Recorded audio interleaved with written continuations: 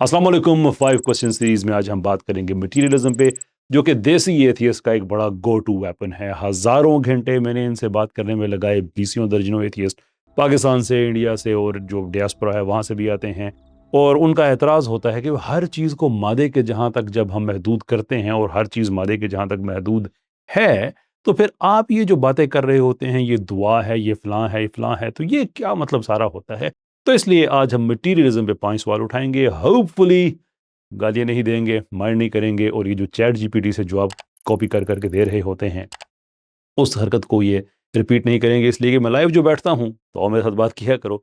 Anyway, चलते हैं पहले सवाल की तरफ। पहला सवाल ये है मेरे डेयर एथियस्ट्स के, अगर आप ये समझते हैं कि matter is all there is, आप भी मैटर, मैं भी मैटर, हम सब मैटर, तो सवाल ये है कि आप में सेल्फ अवेयरनेस कहाँ से आई? यानी कैसे हुआ कि मैटर एक दिन सेल्फ अवेयर हो गया, उसके अंदर सब्जेक्टिव एक्सपीरियंसेस आ गए, उसके अंदर सेल्फ अवेयरनेस आ गई, कॉन्शियस आ गई, ये सारी चीज़ें। यानी कि एक पत्थर पड़ा हुआ है, क्या आप उस पत्थर से ये तवक्को कर सकते हैं कि उसे पता हो कि वो पत्थर है, या वो एक कंप्लीटली इनएनिमेट ऑब्जेक्ट होगा? जहाँ तक मटीरियलिज्म का ताल्लुक है, आप भी एक इनएनिमेट प्रोजेक्ट हैं। बताइए हमें, कौन सा ऐसा फ़लसफ़ा है, कौन सी ऐसी साइंस है जो एक्सप्लेन कर सकती है कि कैसे मादे के अंदर शऊर आ गया? ज़रूर बताइएगा, मैं बड़ी बेचैनी के साथ इस सवाल का, इसके जवाब का मैं इंतज़ार करूँगा।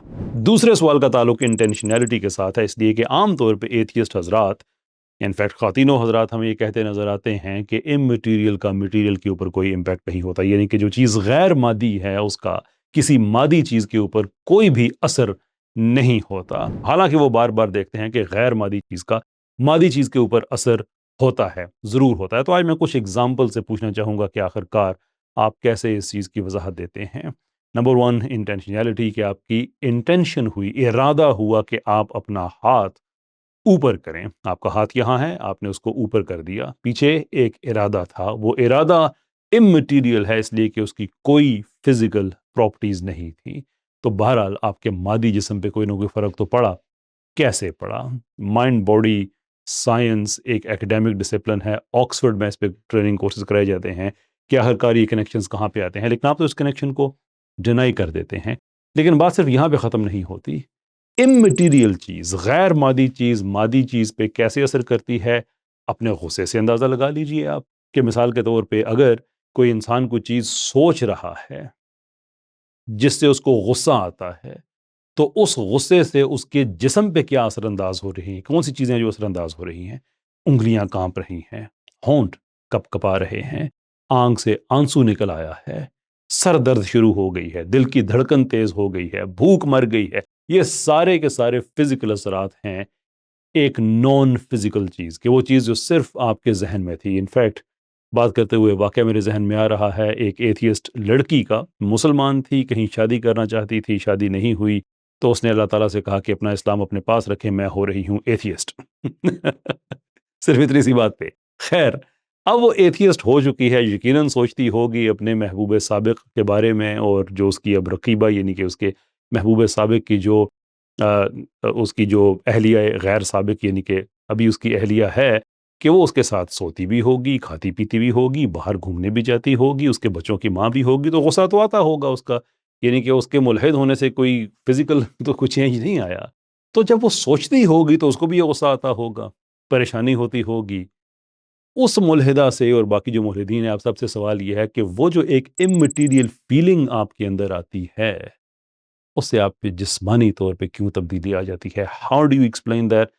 डिनाई ना कीजिएगा इन बातों को, इसलिए कि मैं हज़ारों घंटे सर्फ कर चुका हूँ इन चीज़ों पे। ये आपका बड़ा एक तुर्रा इम्तियाज़ बनाया हुआ है आपने कि there is nothing else in the world, it's either atoms और वॉइड। इस तरह के जुमले आप आके इस्तेमाल करते हैं। अब ज़रा बताइएगा, लाइव स्ट्रीमों में तो कभी नहीं बताया कि वहाँ पे चलो टाइम नहीं होता। अब तो मैं रिकॉर्डेड वीडियोज़ बना रहा हूँ।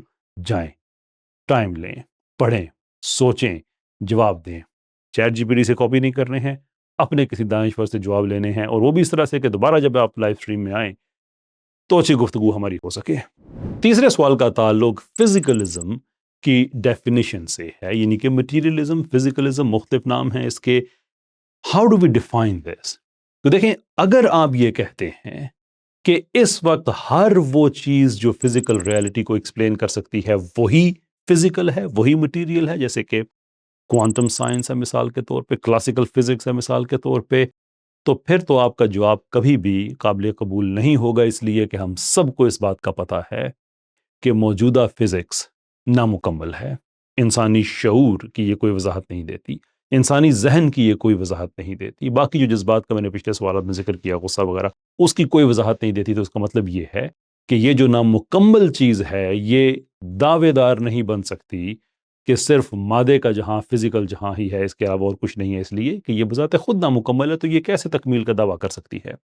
لیکن اگر آپ کا دعویٰ یہ ہے کہ مستقبل میں جب فزکس پوری ہو چکی ہوگی تو اس وقت جو چیز دریافت ہو چکی ہوگی فزکس میں وہی فزیکل چیزیں ہوں گی، تو پھر آپ کا آج کا دعویٰ نامکمل اور خالی رہ جاتا ہے، اس لیے کہ آپ کو کوئی پتہ نہیں ہے کہ مستقبل میں کیا ہوگا، اور اگر آپ کو پتہ لگ بھی جاتا ہے تو مستقبل میں اس دعوے کے سامنے آنے یا مکمل ہونے کا مطلب یہ ہے کہ آج نامکمل ہے۔ سو one way or the other آپ کی تو ڈیفینیشن ہی نہیں ہے کہ فزیکلزم ہوتا کیا ہے، تو جس چیز کی ڈیفینیشن ہی نہیں ہے وہ ایک اٹل حقیقت کیسے ہو سکتی ہے؟ آپ کس طرح سے یہ کلیم کر سکتے ہیں کہ یہ صرف مادے کا جہاں ہے، جبکہ مادہ اصل میں کیا ہے اس کی آپ وضاحت تک نہیں دے سکتے؟ کوشش کیجئے گا، مجھے انتظار رہے گا۔ چوتھے سوال کی طرف ہم آتے ہیں، جس کا تعلق فزیکل نالج کے بیونڈ کسی نالج سے ہے۔ فرینک جیکسن کا ایک تھوٹ ایکسپیریمنٹ بڑا زبردست ہے، سوشل میڈیا پہ آپ کو مل جائے گا، کتابوں میں زیادہ وضاحت کے ساتھ مل جائے گا، کہ میری جو ایک انتہائی انٹیلیجنٹ خاتون ہے، ویژن اور رنگ اس کے حوالے سے اس کے پاس مکمل نالج ہے۔ یاد رکھیے گا، ایمفسس ہے یہاں پہ لفظ مکمل پہ، یعنی کہ وہ سائنس آف لائٹ کو سمجھتی ہے، نیورل پاتھ ویز کو سمجھتی ہے، ہر رنگ کے بارے میں مکمل جتنی انفارمیشن ہو سکتی ہے سب کی سب اس نے پڑھی ہوئی ہیں۔ لیکن مسئلہ یہ ہے کہ وہ ساری زندگی ایک ایسے کمرے میں رہی جہاں کی ہر چیز صرف دو رنگوں میں ہے، black and white, that's it. اس کے جوتے، کپڑے، ایون اس کا کھانا، کالے رنگ کی کافی سفید رنگ کے ساتھ کوئی biscuit, some thing of that sort. جیسے بھی ہے اس کے پاس نالج مکمل ہے، لیکن وہ بلیک اینڈ وائٹ دنیا کے اندر رہتی ہے۔ ایک دن اس کو سرخ رنگ کا سیب دیا جاتا ہے، تو سوال یہ ہے کہ کیا اس نے کوئی نئی چیز سیکھی؟ آنسر از ایبسلیوٹلی، بالکل سیکھی۔ کیا اس نے سیکھا؟ سرخ رنگ نہیں، اس لیے کہ یہ نالج اس کے پاس پہلے سے تھا، بلکہ سرخ رنگ کو دیکھنے کا تجربہ کیسا ہوتا ہے اس نے یہ سیکھا۔ the very fact کہ اس نے جو ایکسپیرینس کا سبجیکٹو کیریکٹر ہے وہ انلوک کیا، تو اس کا مطلب یہ ہے کہ اس سے پہلے جو اس کے پاس مکمل نالج تھا وہ کافی نہیں تھا، سوائے اس کے کہ آپ اسے مکمل کہہ رہے ہیں۔ حقیقت میں کچھ فیکٹس ایسے ہیں کہ جو ان فزیکل فیکٹس کے بیونڈ ہیں، جیسے کہ کسی تجربے کا سبجیکٹو کیریکٹر۔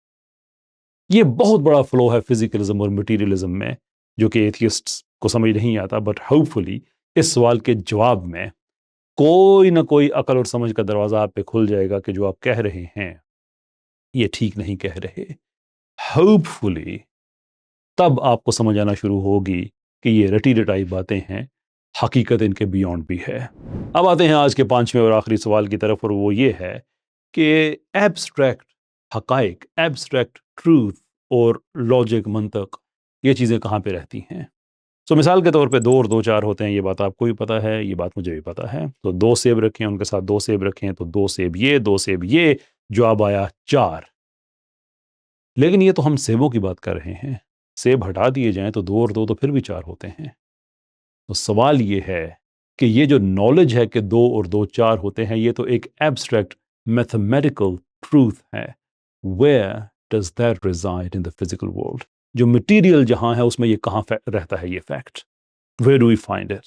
اور یہ تو صرف ایک ہم نے چھوٹی سی بات کی ہے، 2 اور 2 4 ہوتے ہیں، جتنے بھی میتھمیٹیکل ٹروتھ ہیں یہ سارے کہاں پہ رہتے ہیں؟ اس کے لیے جب یہ دنیا ہو نہ ہو، میں آپ ہو نہ ہو، کائنات ہو نہ ہو، یہ پھر بھی فیکٹ ہے کہ 2 اور 2 4 ہوتے ہیں، اس لیے کہ جو میتھس کا نالج ہے یہ ڈسکورڈ نالج ہے، یہ کریٹڈ نالج نہیں ہے۔ اس سے ہم چیزیں ڈیرائیو کر کے نیا نالج کریٹ کر سکتے ہیں، لیکن یہ ایک ڈسکوری ہے۔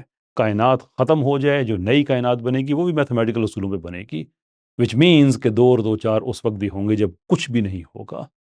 سو اگر صرف مادے کا جہاں ہی ہے، صرف مادیت ہی ہے، تو اس طرح کے ایبسٹریکٹ ٹروتھ پھر کہاں پہ رہتے ہیں؟ Same applies for logic. جو آپ لاجیکل باتیں کر رہے ہوتے ہیں، یہ لاجک کس جہاں میں رہ رہی ہوتی ہے؟ جو سلوجزم ہے، ڈیڈکٹیو ریزننگ ہے، premise 1 premise 2، at least these 2، اور اس کے بعد کنکلوژن. زیادہ پریمسز بھی ہو سکتے ہیں، لیکن میں آسان بات کر رہا ہوں. امام غزالی کا کلام کوزمولوجیکل آرگومنٹ، پریمس 1 پریمس 2 کنکلوژن. کئی دفعہ آپ نے یہ دیکھا ہوگا، اور ملحدین آ کے اس پہ اعتراض کرتے ہیں، but the interesting thing is کہ وہ اعتراض اس بات پہ نہیں کرتے کہ چونکہ یہ ایبسٹریکٹ ٹروتھ ہے دیر فور ہم اسے ڈس ایگری کر رہے ہیں، بلکہ وہ اس کا جو کاؤنٹر دے رہے ہوتے ہیں وہ بھی ایبسٹریکشن میں دے رہے ہوتے ہیں. So abstraction is met with counter abstraction, but one way or the other it is abstraction. اس کا مطلب ہے کہ آپ بھی مان رہے ہیں کہ آپ کی جو لاجک ہے وہ کسی فزیکل جہاں سے نہیں آ رہی ہے، کسی مادے کے جہاں سے نہیں آ رہی ہے، تو پھر یہ کہاں پہ رہتی ہے؟ ضرور جواب دیجیے گا اس چیز کا بھی. 5 سوال ہوئے ہمارے مکمل. میں امید کروں گا کہ آپ کی طرف سے کوئی لاجیکل جواب آئے گا. گالیاں، بدتمیزی، وٹ اباؤٹزم، یہ اس سے نالج آگے نہیں جاتا ہے، کیونکہ آپ بہت بے چین رہتے ہیں نا کہ ہم اسلام کے خلاف آرگومنٹ لے کے آئیں گے. جی بسم اللہ، بیٹھے ہوئے ہوتے ہیں، اپنا ازم ضرور لے کے آئیے، لیکن وہاں پہ بہانہ ہو سکتا ہے نا. اور یہ میں صرف ان لوگوں کے لیے کہہ رہا ہوں کہ جو ریجڈ ہو چکے ہیں.